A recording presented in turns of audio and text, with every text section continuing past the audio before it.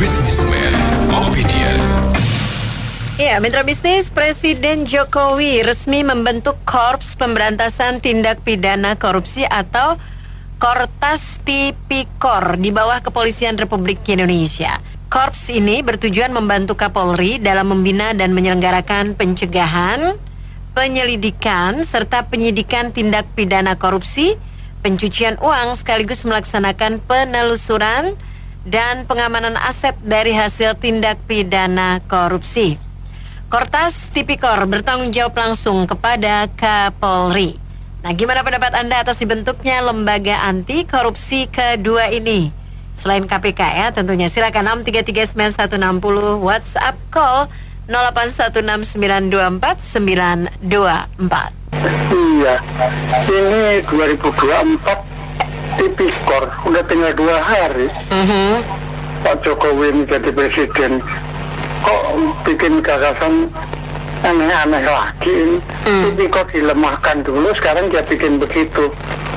Apa ini orang?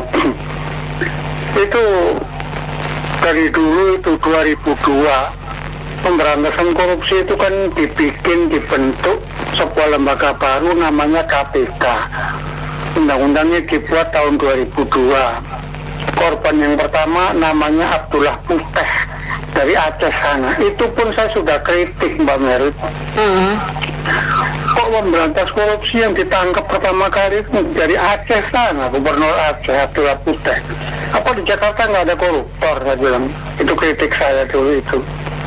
Waktu zaman Pak siapa itu, salah satunya Pak Eri Iriana itu. Kok sekarang 224 baru dibikin begitu. Ya ampun, kebasi. Tapi ya ada aja itu pendengarmu yang pro, nggak kapok-kapok ditipu sama pemimpinnya. Kalau saya ya nggak bisa lah toleransi terhadap itu. Nipu saya sekali 2 kali boleh, ketiga gua bacok ya. Sabar Pak Roman, sabar ya. Oke. Ya, sekali 2 kali nipu sih nggak masalah, kita bisa toleransi kita yang salah gitu. Tapi kalau terus udah tahu dia nipu, terus-terusin. Bagian KPK itu dibentuk, penyebabnya kan dulu karena polisi dan kejaksaan dianggap tidak efektif. Tetapi sejak pemerintahan Jokowi itu ada perkembangan, terutama di pihak kejaksaan. Jiwasraya dan Asabri itu kan dari kejaksaan. Yang yang berjuang untuk itu, memberantas korupsi. Tapi dari kepolisian, nah sekarang kan di kepolisian di bawah. Jadi apa yang harus kita apresiasi?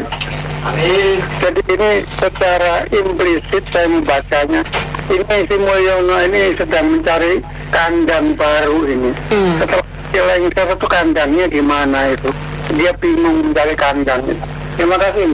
Nah, saya mau bercanda sama Pak Roman dulu. Pak Roman, nggak usah pusing, wong sama wong. Ya saya sih nggak takut, aku mau dibentuk 10 lagi coba. Soal kok nggak ada pensiun, pejabat swasta nggak mungkin korupsi kan. Emang gue pikirin. Ya udahlah, udah dibentuk, ya kita nggak bisa apa-apa, kita ikutin aja, bener nggak? Apakah ada fungsi nggak fungsi ya kita nggak tahu, bener nggak? Ya kita ikutin aja, tinggal 2 hari lagi, nanti 2 hari lagi kita makan siang gratis, Fer. Kita tunggu aja deh, 2 hari lagi kan tanggal 20. Ya, siap-siapin gigi dibersihin.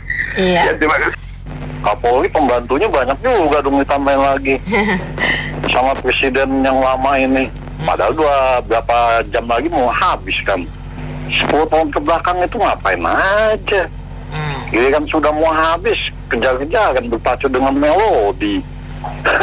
Seolah-olah dia yang menciptakan, dia yang meninggalkan jejak. Kembali lagi saya bilang, paham tidak mengganti-ganti itu? Itu pertanyaan rakyat jelata. 1. Kedua, overlapping Mbak ya. Iya.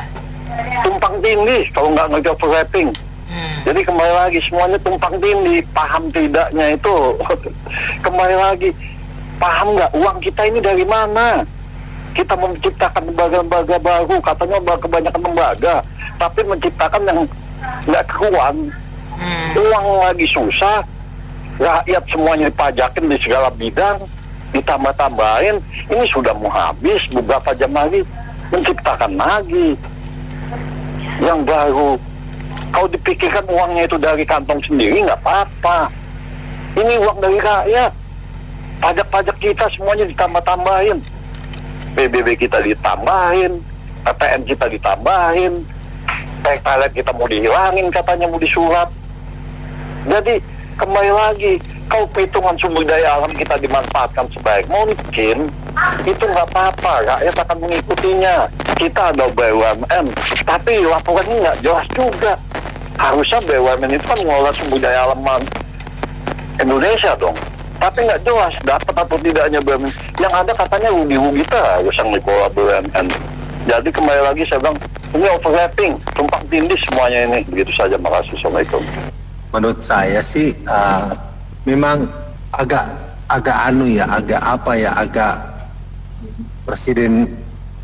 Bapak Presiden yang saat ini yang sebentar lagi lengser ini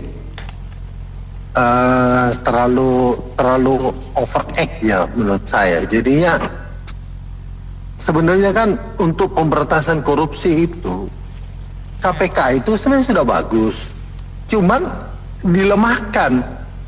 Dulu sudah bagus ya, terus sekarang kemudian dilemahkan. Kenapa? Karena tentu saja terlalu banyak nangkapin orang-orang atas ya.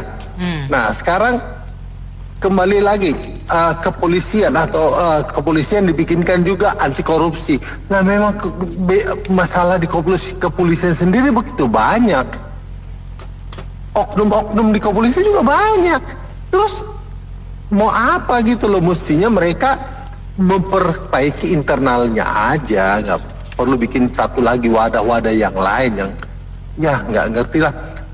Cuman menurut saya untuk menata hukum di Indonesia ini sangat ruwet banget. Kenapa? Terlalu banyak kepentingan yang bermain, terlalu banyak orang-orang yang akan merasa dirugikan ketika aparat hukum itu kuat. Ini akan repot. Nah, akan sulit sekali kalau dia bekerja seperti parsial-parsial seperti ini. Sulit banget. Mendingan sebenarnya KPK itu kalau memang goodwill ya, ada goodwill dari para petinggi-petinggi negara ini, terutama dari DPR maupun pemerintahan, itu harus diperbaiki lagi sistem di KPK itu. Jangan dibawa pemerintah seperti sekarang ini, nggak ASN gitu nggak boleh mestinya, karena mereka jadinya di bawah naungan dari ya pimpinan itu. Dia kalau pimpinannya bermain ini ya susah juga kan.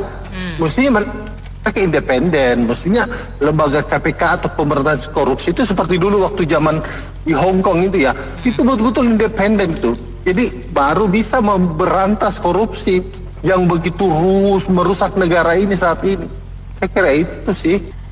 Iya, memang kalau kita lihat ya akhir-akhir ini menjelang Pak Jokowi berakhir masa jabatan beliau, banyak sekali ya kebijakan-kebijakan yang dibuat yang kadang kontroversial. Tapi saya sih yakin ya apa yang dilakukan Pak Jokowi pasti berkoordinasi dengan Presiden terpilih Pak Prabowo. Jadi nggak mungkin dia melakukan hal-hal yang mungkin tidak disepakati dengan Pak Prabowo. Mengingat Pak Prabowo adalah kelanjutan ya dari pemerintahan Pak Jokowi. Nah, semua ini sebetulnya kan dimaksudkan untuk kebaikan bangsa dan negara. Nah, saya yakin apa yang dilakukan oleh KPK, ketua-ketua KPK itu banyak mengecewakan baik masyarakat maupun pemerintah. Nah, itu semua kan sebetulnya karena proses pemilihan yang melalui DPR. Ya kita tahu lah, DPR itu dari dulu sampai sekarang pasti dagang sapi, ya. Partai-partai yang punya kuasa, ya mereka kan bergeraknya itu seperti preman, ya, ancam mengancam, saya dapat ini kamu dapat itu. Nah sekarang ini saya nggak tahu nih apakah yang dilakukan oleh Pak Jokowi ini baik atau enggak, saya nggak tahu. Tapi sepertinya ini adalah KPK perjuangan untuk membuat suatu tandingan. Ya memang tadi dikatakan polisi itu banyak oknum, betul. Tapi saya yakin di kepolisian pun juga ada orang baik. Ada. Ya, kita tidak boleh menutup mata, memang mungkin kebanyakan ya. Tapi ya udah kita jalani. Apakah memang langkah ini akan berhasil atau tidak, saya nggak tahu.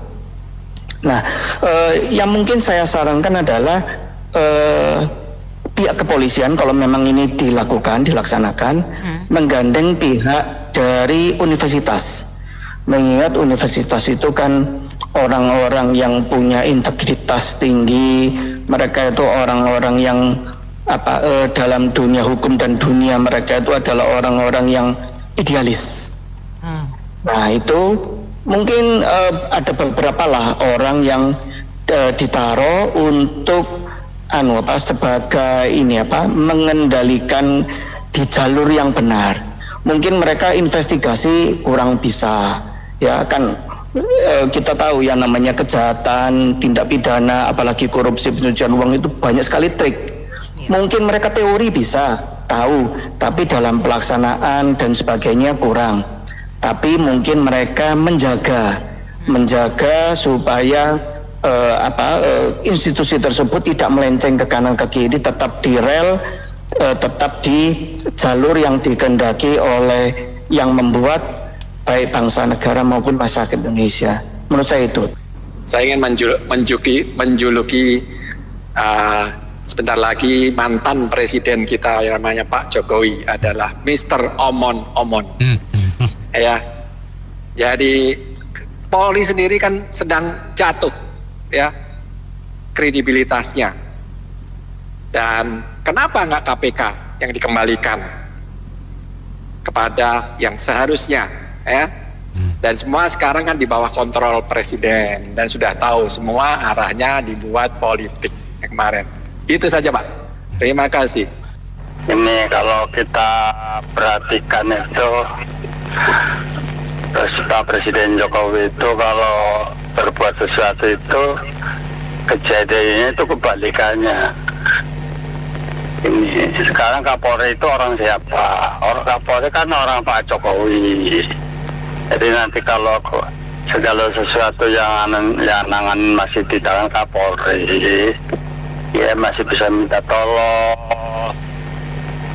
itu siapa, kamu yang angkat siapa, kan lebih mudah. Tapi kalau nanti udah ganti orang lain, itu minta tolongnya susah.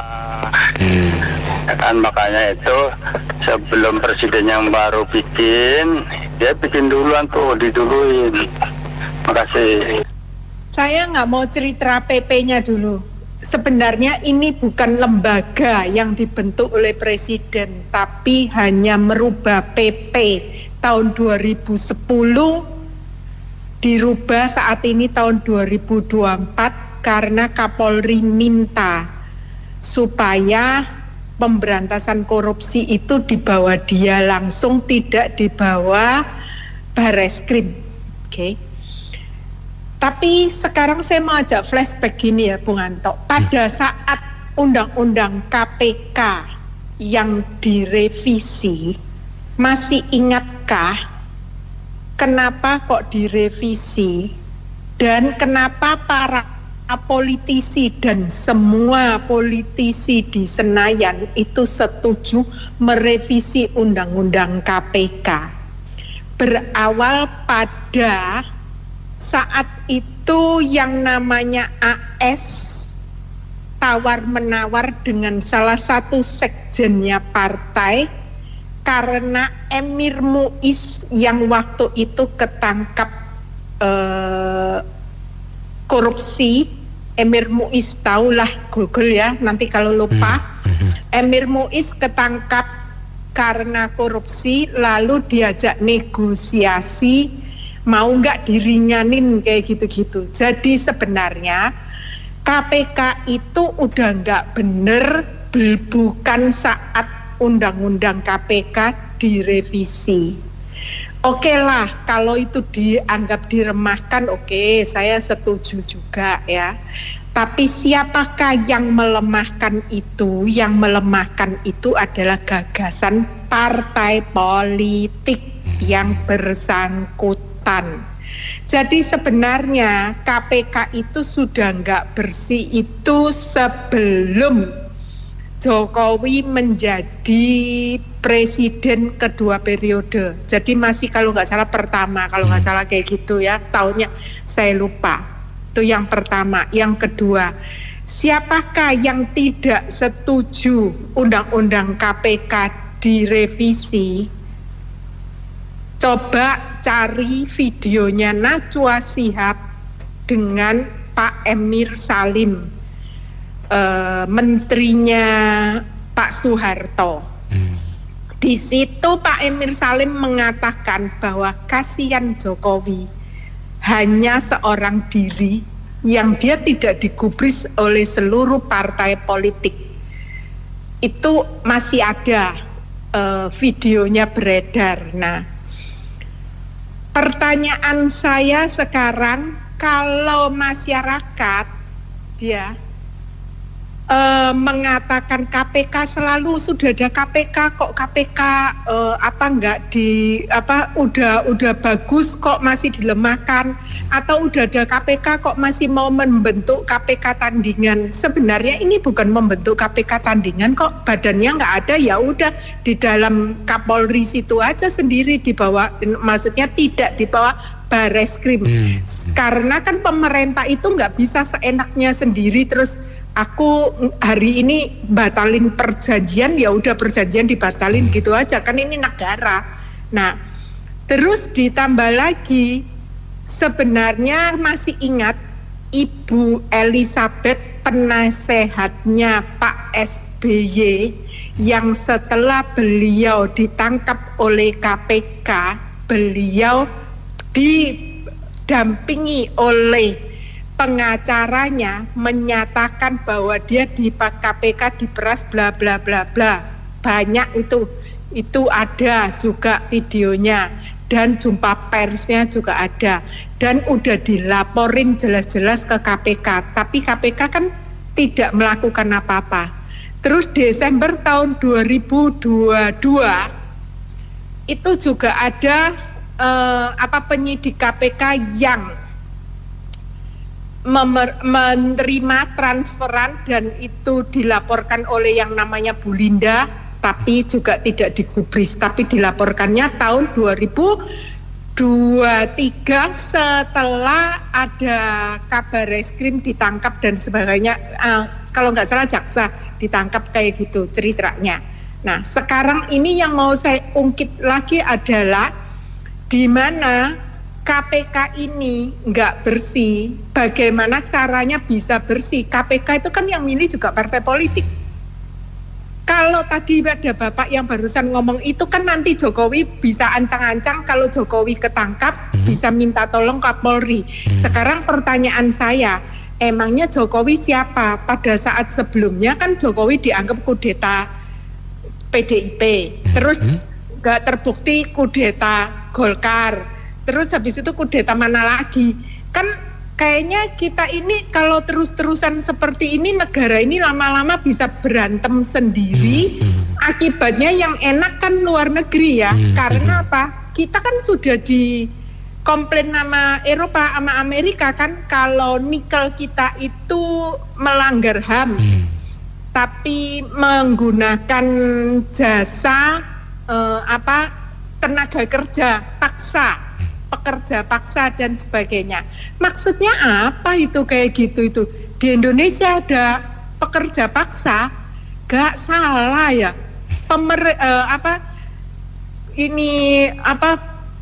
Pegawainya aja, maksudnya demonya aja sudah nggak bisa dikendalikan oleh polisi, kok apalagi kerja paksa, apa nggak jadi rame negeri ini ya kan? Jadi kalau saya ngomong ya, ini undang-undang itu bukan undang-undang, PP itu cuma dirubah dari 2010 ke 2024, lalu itu masih tetap berdiri sama, cuman di bawah Kapolri, bukan di bawah Bareskrim. Jadi tolong deh kita bijaksana sedikit. Saya kok jadi kepengen membuktikan ngomongannya Pak Anton ya, yang mengatakan memang benar Stella Christine itu bagus, tapi apa benar orang Indonesia bisa menerima orang pintar dan jujur untuk nurut? Kalau enggak nanti disikut semuanya. Ya ini contohnya. Makasih.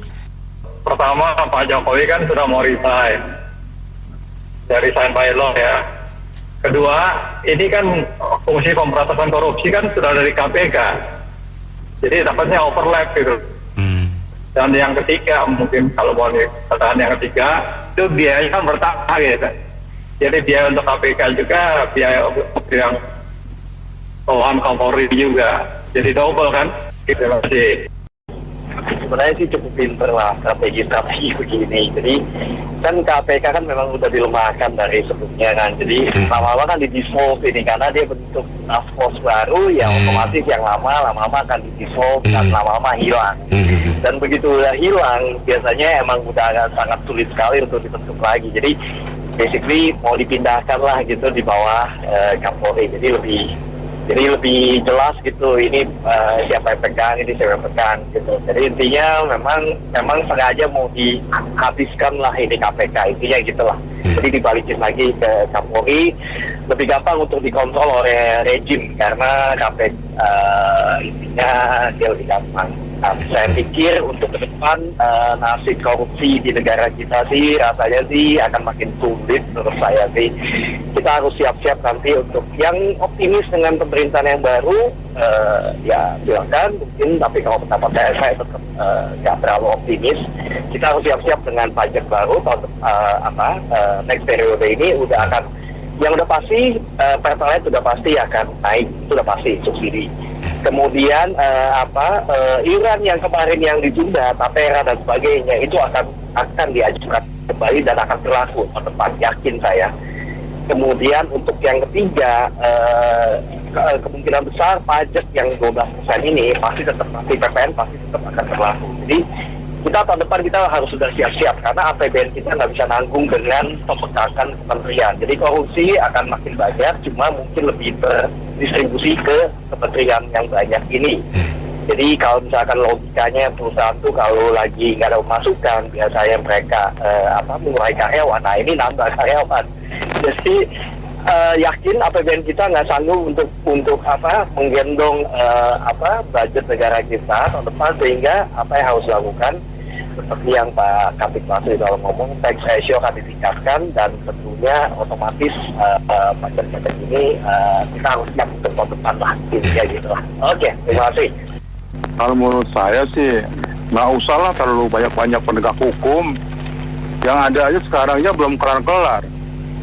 Ditekannya aja undang-undang miskinkan koruptor mana ada. Udah 2 periode itu. Sekarang mau bikin lagi yang perwakilan dari hukum lah, apa kepolisian lah, KPK-nya aja sampai sekarang mana ada itu kerjanya. Firly Bahuri kemana itu yang bermasalah? Kasih tahu dong ke rakyat bahwa aja dihukum gitu. Jangan disumpetin. Nggak usah lah terlalu banyak mendirikan penegak badan hukum tapi kerjanya mana? Nggak usah, nggak perlu. Dan saya juga minta kepada presiden nih, udah tinggal berapa hari lagi, nggak usah ikut-ikut bercimpung bikin hukum segala. Maksudnya untuk apa bikin hukum gitu loh? Sekarang umurnya tinggal 7 hari lagi masa jabatannya. Udah duduk manis aja, kata Pak apa tadi tuh memang duduk manis aja katanya yang tadi telepon. Makasih. Kalau saya sih gini ya, intinya kita berharap sih dari Pak Prabowo sebagai presiden berikutnya ini ya mungkin bisa istilahnya ini kan kayak timpang tindih ya antara KPK sama Kapolri ya, antara Polri punya untuk tindak korupsi ya. Jadi Jadi sebenarnya pun secara struktur, secara itunya juga nggak jelas tugasnya seperti apa, ini kemana, terus nilai yang bisa dipegang berapa banyak, nilai yang dipegang sama KPK berapa banyak, itu kan istilahnya kan harusnya harus saling koordinasi ya satu sama lain, atau mungkin diperjelas mungkin melalui undang-undang. Harusnya seperti itu ya, jadi biar istilahnya jangan dibagi ini. Dan kita berharap juga kalau misalkan tuh ini ya mungkin salah satunya mungkin Pak Prabowo bisa memperbaiki atau mungkin misalnya mungkin meningkatkan seperti apanya ya untuk kerjanya ya. Dan kedepannya berharap juga sih KPK-nya bisa lebih istilahnya bertaring ya dibanding kayak dulu ya. Jadi semua koruptor tuh pada takut semua pada KPK gitu loh. Jadi kita pun juga untuk image dari masyarakat pun juga lebih meningkat gitu loh. Paling aku seperti itu. Terima kasih. Benar kata aspiran-aspiran sebelumnya ya. Itu nggak perlu ada dua lembaga yang saling timbang tindih ya. Kepolisian oke sebagai penegak hukum, kemudian KPK juga penegak hukum, tapi nggak ada taringnya gitu loh. Sebaiknya gini, Pak Jokowi yang sebentar lagi kan lengser, kembalikanlah posisi KPK tidak di bawah naungan Presiden RI. Kita harus berdiri sendiri, independen, untuk bisa menentukan siapa-siapa yang akan dijadikan mangsa gitu loh. Itu baru kekuatan yang cukup baik ya, pilar yang baik gitu loh, institusi yang baik yang dibentuk tidak di bawah lembaga. Karena kalau di bawah kepolisian nanti kalau mau memperangkap si A harus lapor kepada Kapolri. Kalau Kapolri nggak setuju nggak jadi, ya kan. Sementara orang ini terlibat manipulasi yang cukup luar biasa gitu. Saya kira kembalikanlah posisinya seperti semula, berdiri sendiri, independen, sehingga dia bisa melakukan tindakan-tindakan krusial yang baik untuk membawa negara kita ini bersih kembali. Kalau enggak nanti dari 1 tahun aja kalau di bawah institusi paling 2-3 orang yang kena gitu loh. Kalau sebelum-sebelumnya banyak sekali tuh Mbak Anita tuh. Kalau terlibat langsung akibatnya anggota DPR ataupun yang lainnya ketakutan gitu loh. Saya kira itu aja sih. Saya rasa sih nggak usah pakai lembaga-lembaga begitu ya, udah aja di bawah tangan Prabowo. Ngapain Jokowi ngurus-ngurus lagi? Itu buktinya aja 10 tahun koruptor, nggak bener kok. Jadi lembaganya nggak usah ditambah, udah aja ya lembaganya itu ya Prabowo sendiri yang ngatur. Cari contoh yang kayaknya kalau cara Jokowi tadi itu kurang serius ya. Kalau kayak si Jinping tuh serius, karena pakai lembaga ini lagi, ntar muter lembaga ini bolak-balik, yang dulunya namanya juga pada nggak bersih. Udah aja biar Pak Prabowo yang nentuin. Iya. Ya oke, makasih. Ya menurut saya kayaknya ini cuma dipakai buat alat politik ya. Jadi ada masing-masing kubu gitu loh. Atau bisa juga istilahnya mau jadi anak buah yang membereskan, karena kan pimpinannya nggak enak hati gitu kan. Jadi dirty worknya itu orang lain gitu loh, bisa juga seperti itu. Tapi menurut saya kan udah mau menjelang akhir ini, dan kalau misalnya mau diperbaiki juga, wah itu kan udah 2 periode, harusnya bisa lah. Masa harus, maksudnya seakan-akan oh saya mau perbaiki tapi saya udah nggak bisa jadi presiden, apa begitu juga kan. Maksud saya kan udah telat lah kalau kayak gitu-gitu. Tujuannya mau apa lagi, cuma nambah biaya aja, ntar harus kasih gaji lagi kan, gitu aja. Si Mulyono mau macem-macem lagi nih. Udah tinggal 2 hari mau lengser, masih berikan kebijakan strategisnya itu luar biasa ini. Mau ngapain Mulyono itu tidak mau melepaskan dan tidak rela dia melepaskan jabatan presiden. Ini ketahuan orang ini. Dia tidak mau melepaskan. Hal manusia itu kan di dunia ini cuma hak pakai, bukan hak milik. Jadi hak pakainya udah selesai, ya udah. Kalau dia diambil sama Tuhan nyawanya, dia bisa memberontak. Ya nggak bisa juga. Pokoknya kalau manusia itu jangan melekat lah. Jangan melekat dengan jabatan, jangan melekat dengan harta dunia, itu yang penting. Karena apa? Manusia itu adalah punya hak pakai doang. Ya. Dan bisa melepaskan apa yang kita punya di dunia ini harus dilepaskan. Karena arah di dunia itu nggak menolong kita di masuk surga, nggak menolong. Ya. Nah itulah. Jadi ini Mulyono ini saya lihat saya perhatikan dia tuh nggak rela dalam melepaskan jabatannya sebagai presiden. Karena apa? Udah ada waktunya menyingkir yang menyingkir, lengser. Jadi lengser balik ke Prabon, lengser ke Prabon. Itu aja. Saya ini ingin sedikit masukin komentar yang udah kan bagus-bagus ya, tapi kayaknya ada yang ketinggalan. Ini kan semenjak KPK dimandulin sama pemerintahan sekarang ini, artinya tajinya kan dihapus tuh. Kalau ayam itu ada tajinya dipotong tajinya. Nah, sejak itu KPK kan sudah nggak punya gigi lagi. Kalau giginya juga, gigi harimaunya juga udah ompong gitu ya. Nah, aku ingin kasih masukan seperti dulu kan ada yang namanya cicak lawan buaya. Yeah. Ini mustahil terjadi lagi. Cicaknya sama buayanya udah nggak akan terjadi apa-apa lagi. Jadi tontonan seperti ini tidak akan terjadi lagi. Jadi kan kembali ke Polri. Polri itu kan ya dulu aja yang ditangkap koruptor juga banyak dari Polrinya kan gitu ya. Jadi ya zaman pemerintahan sebelum Jokowi kan ada yang namanya cicak lawan buaya itu loh, kejaksaan lawan KPK, polisi lawan KPK. Nah sekarang ini apalah nggak ada lagi. Kalau dimasukin di bawah Polri kan berarti kan sudah nggak ada tontonan seperti itu. Aja sih komentar saya. Sekarang masalahnya ini pendapat gua ini kayaknya agak sedikit pedes. Jujur ya, ini mau bikin lembaga anti korupsi Polri itu sebenarnya tuh tujuannya apa? Jadi buat apa lembaga KPK dibentuk? Itu pertanyaan saya.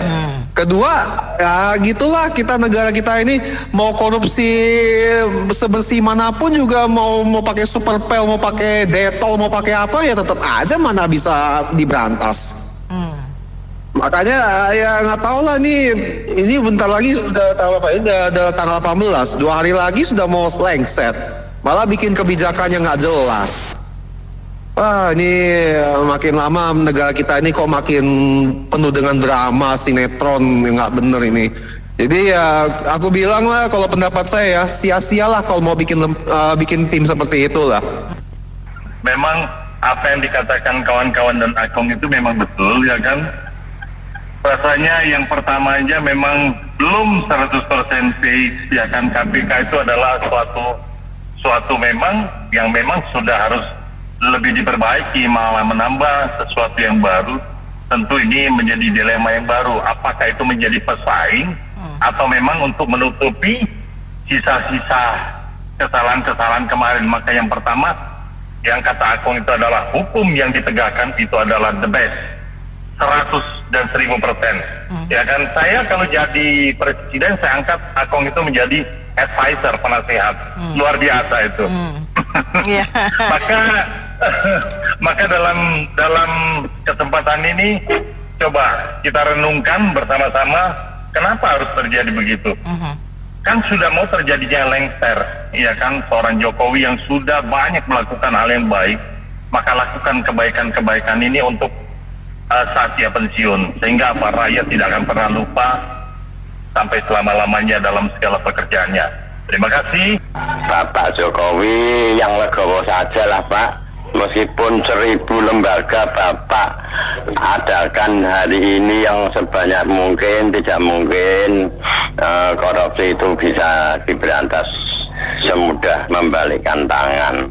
Masukannya itu bisa didengarkan, mungkin Pak Jokowi juga bisa merespon dengan baik. Ya mudah-mudahan korupsi di Indonesia itu cepat punah lah. Atau mungkin para koruptor itu kalau tertangkap tangan ya harus malu menyediakan peti mati, sedia untuk pulang ke Dirgantara ya Mbak. Saya sih agak aneh aja. Ada kejaksaan, ada kepolisian, ada KPK, harus ada lagi lembaga yang khusus dibuat. Ya perketat aja yang sudah ada, diperkuat, diberikan motivasi, jauh akan lebih menarik. Ini tambahan banyaknya organisasi yang dibentuk juga atau lembaga, Apakah menyelesaikan? Nah, belum tentu juga kan. Bisa saja saling tutup mereka di antara institusi yang dibentuk oleh pemerintah.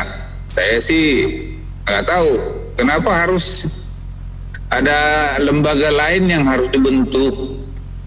Ada apa dengan KPK juga kan?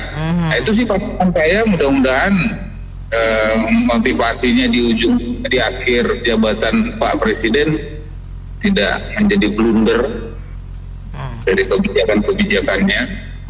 Ya, semoga penegakan hukum itu benar-benar. Kenapa harus ada muncul lagi ya? Saya juga nggak bisa jawab sih. Tapi saran kita yang ada diperkuat gitu. Masih satu partai, justru itu masalahnya. Jadi ini sengaja Indonesia itu dibikin hancur dengan multipartai. Jadi mimpi kalau bisa multipartai. Terus dibikinlah sekarang ada apa penegak hukum segala macam. Ingat, umur Anda tuh tinggal berapa jam sih? Kenapa Anda mesti cawe-cawe menentukan KPK segala macam? Rakyat itu udah tahu busuknya Anda. Aduh, lebih baik Anda bertobat deh. Terima kasih. Jadi kalau ditanya Pak Jokowi tuh banyak bentuk, kita nggak tahu lah. Memang benar bapak-bapak yang sebelumnya udah ada kepolisian, udah ada kejaksaan, udah ada KPK. Kalau nggak salah juga ada cyber pungli dulu, cuman nggak jalan. Nah kalau kita lihat Indonesia gampang buat, tapi dipakai, digunakan, dipelihara kita nggak tahu deh. Nah jadi yang terlihat itu hanya terkesan pemborosan dan apa maknanya gitu loh. Nah mungkin kalau tadi kata Akong satu partai, menurut saya mungkin dua partai ya. Jadi ada penyeimbang. Di sini kalau barusan Pak Novi Basuki bilang segerobak partai, ya itulah problemnya kita. Partai kok segerobak ya. Jadi banyak banget yang akhirnya jadi problem. Nah inilah problem bangsa kita. Nah saya kalau contoh menteri, kita punya SDM bagus, Stella katanya. Kita tunggu deh nanti. Biasanya orang-orang bagus, maaf nih, itu memang orang baik. Tapi ketika dia menghadapi birokrasi di sini, apalagi tambah gemuk, tambah banyak, berlapis-lapis, yang ada nanti dia fed up. Bisa nggak dia bertahan? Yang ada dia keluar dari Indonesia lagi. Jadi Indonesia memang disayangkan. Banyak kok, contoh adik saya lah, lulusan biotek, nggak mungkin kerja di LIPI. Dia pasti di luar negeri, dulu olimpiade biologi. Akhirnya apa? SDM yang ada ngacir semua di luar. Dia nggak akan stay di Indo, karena pusing dengan keadaan Indo. Yang jadi problem itu, dari saya itu aja. Ya beberapa menit lagi sih bikin kebijakan baru, bikin lembaga baru. Ya tahulah kalau sekarang yang ada aja diperkuat seperti yang tadi bilang, kan sudah jangan nambahin kos lagi. Sekarang kan kita tahu semua itu bagus, cuman nggak dijalankan. Kita tahu kan polisi itu ya sampai sekarang juga belum berbenah. Banyak kejadian-kejadian belakangan ini kita lihat sampai anak buah ditembak, judi online segala macam. Nah hal-hal begitu apa bisa jamin mereka nanti malah berebut porsi lagi itu sebelum mendapat KPK, polisi dulu dalam dan ya masih situ-situ aja nanti. Nah terima kasih. Kalau orientasinya untuk menambah pasukan, memperkuat ya boleh-boleh saja. Asal jangan ini ajuan dari Polri untuk memfasilitasi mandeknya karir perwira menengah atau perwira tingginya. Ini juga harus dilihat karena pembentukan korps baru, unit baru kadang-kadang manfaat buat rakyatnya belum jelas, tapi dia bingung kan nih para kolonel, para letkol, AKBP mau diapain nih, udah banyak banget se-Indonesia. Kolonel-kolonel ini nggak jadi brigjen kan, nah, jadi dibikinlah institusi baru atau disebar ke sana, disebar ke sini, baik di TNI maupun di Polri. Hal ini bisa terjadi gitu.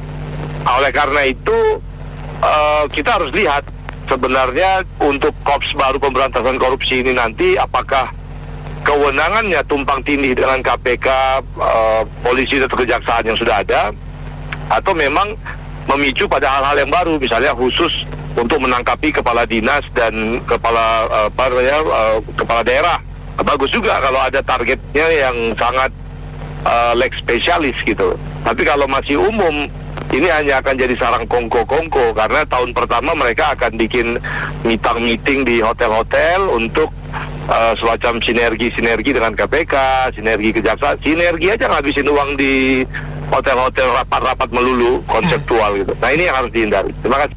Jadi kalau dilihat publik sebenarnya sekarang mata ngelihat ke Pak Jokowi. Apa yang dilakuin rakyat itu sebenarnya ngelihat. Terlepas dari baik atau buruk. Mungkin gini, rakyat ngelihatnya contoh.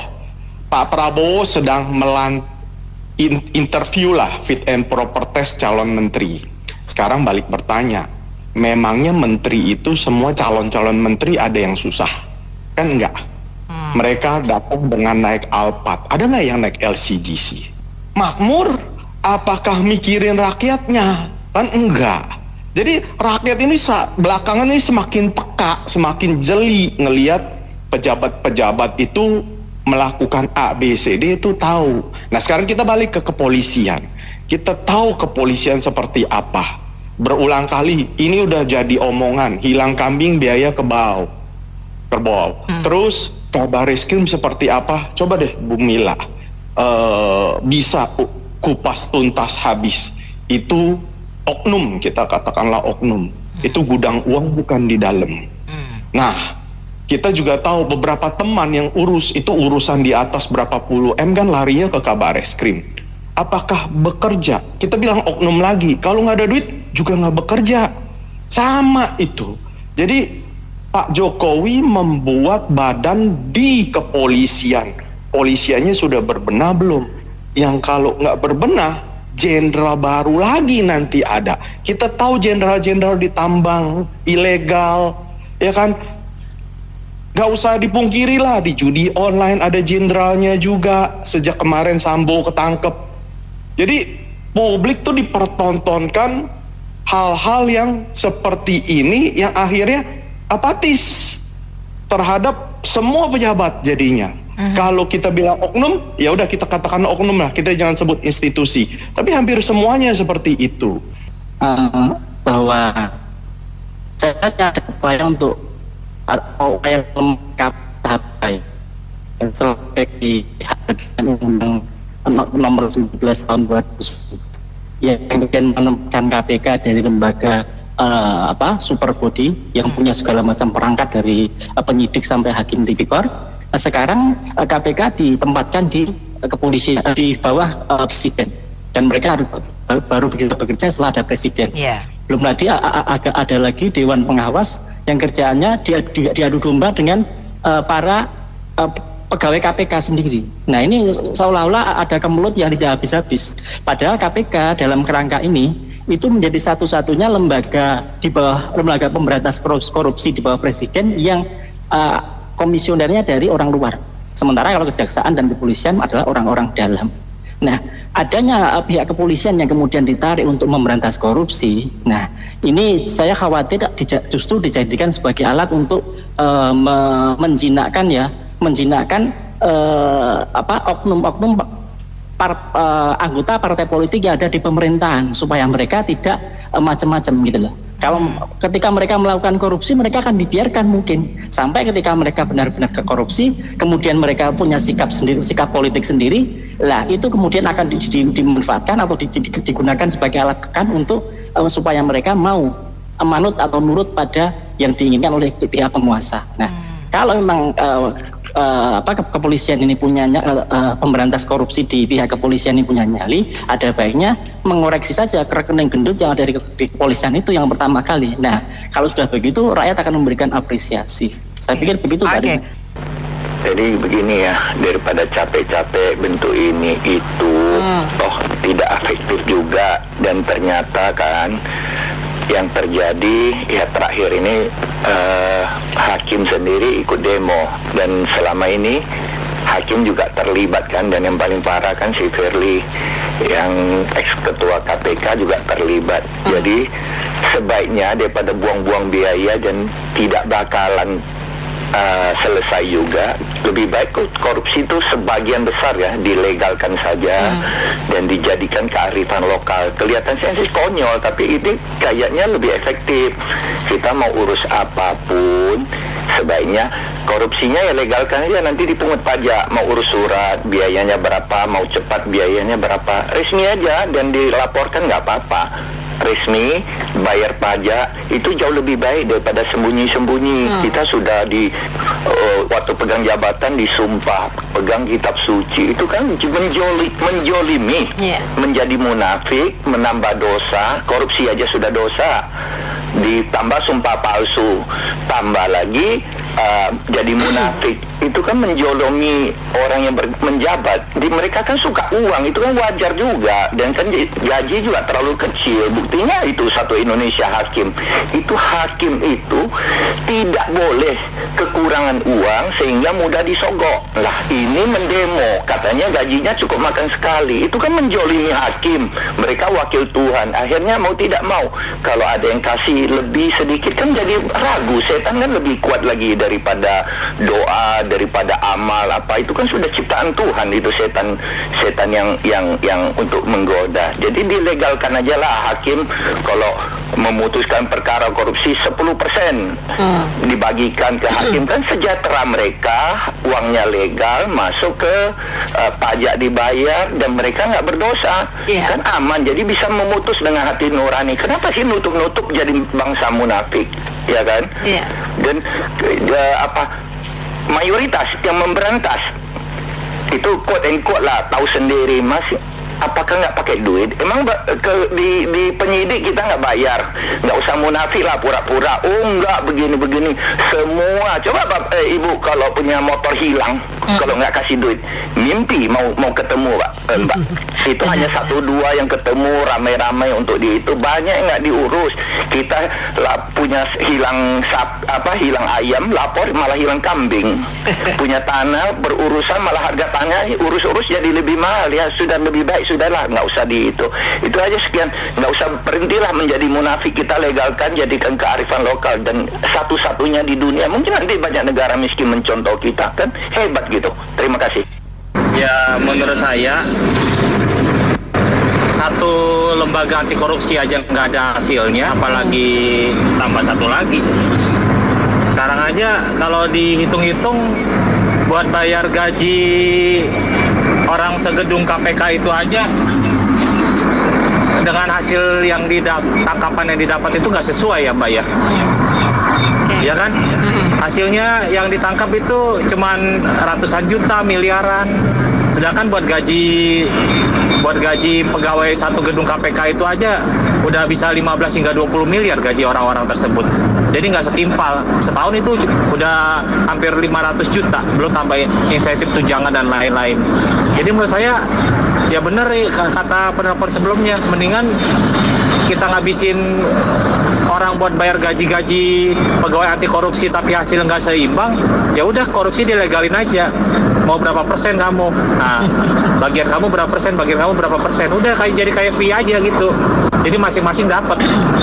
Jadi terbuka aja terang-terangan, daripada kita bayar lembaga-lembaga anti korupsi gajinya puluhan juta tiap bulan, habisin pajak rakyat hasilnya yang ditangkap nggak ada. Ibaratnya kita nangkap ikan nih Mbak, kita beli umpan, kail, nyewa perahu, nyewa motorboat ke laut, terus tangkap hasil ikannya nggak sesuai dengan duit yang kita keluarkan, ya buat apa? Mendingan di rumah minum kopi, nonton TV, ya nggak Mbak? Jadi menurut saya ya yang dibuat Polri ini sekarang ini saya rasa mah untuk instansi dia dari